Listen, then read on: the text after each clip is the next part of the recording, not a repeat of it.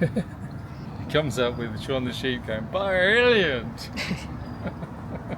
Hi, I'm Justine, And I'm Daryl. and we're the Breakaway Bravehearts. In this video, we're back in Maidstone, the largest town in Kent, the Garden of England, to give you our social tourism review of Shaun the Sheep in the heart of Kent, pop-up trail that takes you through the town. If you're new to our channel, our videos take a social tourism perspective, reviewing sites in terms of social good, economic benefit, accessibility, relationships between locals and tourists, and of course, environmental impact.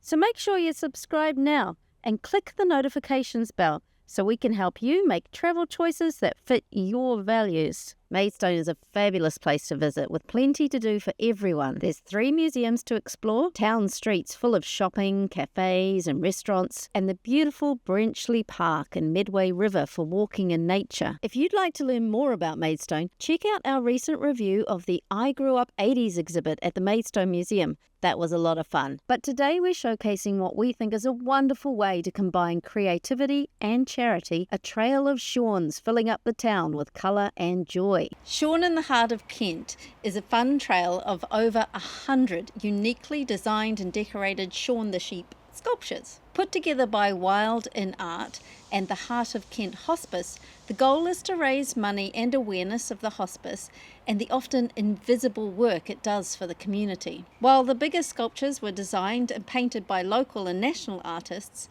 there are also a flock of little Shauns decorated by local schools and community groups.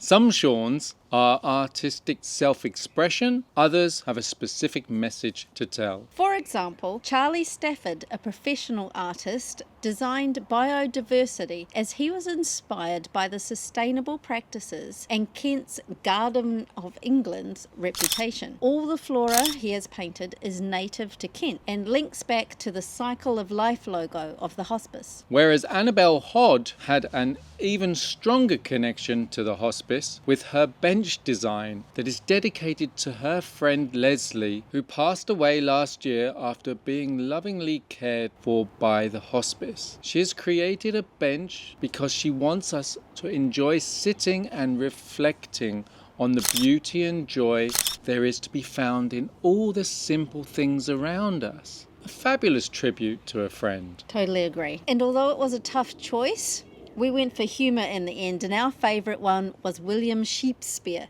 the Bard.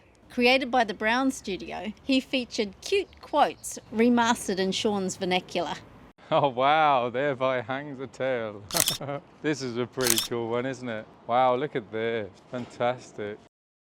One touch I really loved was the children's mini sheep, most of which tried to represent their school values like inclusion, individuality, and community connection. Wild Art encourages children to take pride in their creativity. They involved more than 1.2 million young people in weeks of painting, collage and textile art. That's really cool. Shaun in the Heart of Kent has also provided volunteer opportunities for the over 18s in the local community. However, it might not suit travellers, as volunteering includes some compulsory training sessions and a firm commitment to a set of dates. So we chatted to one trail maker who told us all about the unseen and often unrecognised work of the hospice. I didn't realise how much they do for the wider community. Caring for those with terminal illness, they also provide counselling support for families, financial and legal advice, symptom control videos and home care. I particularly applaud their Compassionate Neighbour project, which tackles social isolation and loneliness by introducing local people based on their shared interests and experiences. That's a really great idea. I think both the volunteer input and the community involvement in the art have really brought a social good feel to this project, and it helps travellers get to know Maidstone better too. Shaun in the Heart of Kent is sponsored by a huge range of businesses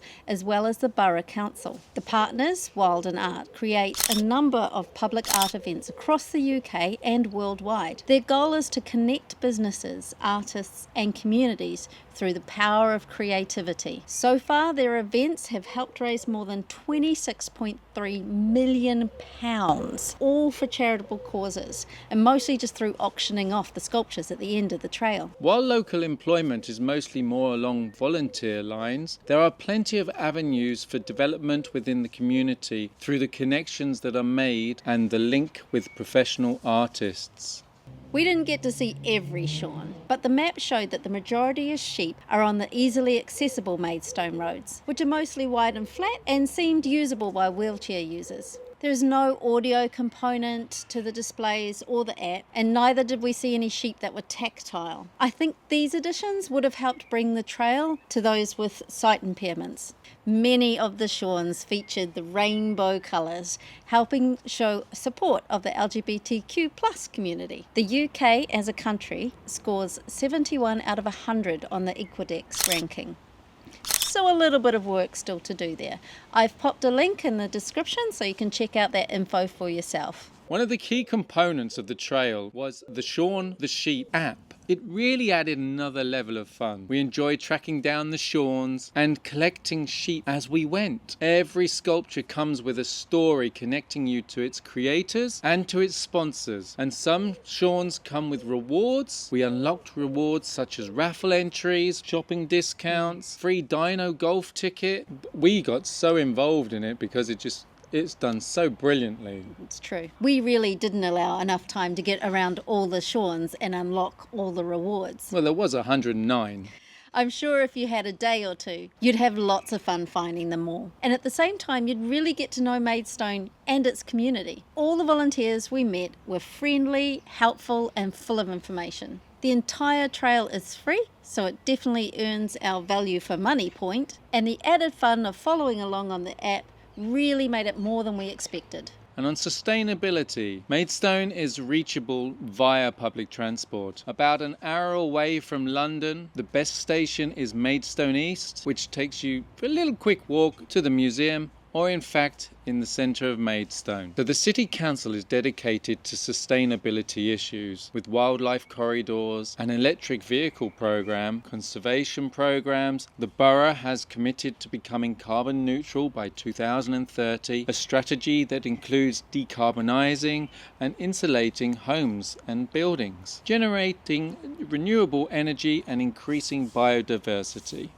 Wild in Art sculptures are made of fire-resistant fiberglass, finished with a white primer. Their website doesn't state their environmental policy or go any deeper into the sustainability of the materials used or their transportation methods, etc. We asked them for more information on this, but unfortunately didn't get an answer in time for filming. If anyone from Wild in Art is watching, please comment and let us know your practices for staying environmentally safe and friendly. All up, the Shauns really brought an extra pop of colour and life to Maidstone, along with the 80s exhibition, so we had a lot of fun here today. We've popped the links in the description to Maidstone's calendar of events. Keep your eyes on it, because it really feels like this is a town that's going to keep on providing a variety of activities, a little bit of something for everyone. I get the feeling they're really trying to bring locals and tourists together. We hope you get a chance to visit here soon. In the meantime, happy travels everyone!